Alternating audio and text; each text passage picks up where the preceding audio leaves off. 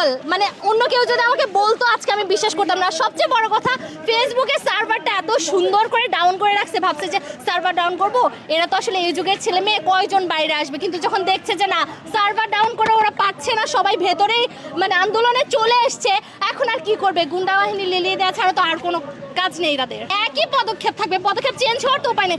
Change তখন পর্যন্ত হতে পারতো, আলোচনা ততক্ষণ পর্যন্ত চলতে পারতো যতক্ষণ পর্যন্ত আমাদের মধ্যে থেকে কেউ না হারিয়ে গেছে।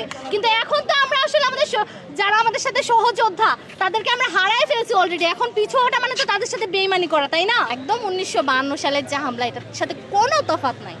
তখনও অনেকে শহীদ হয়েছে, এখনও অনেকে শহীদ হয়েছে।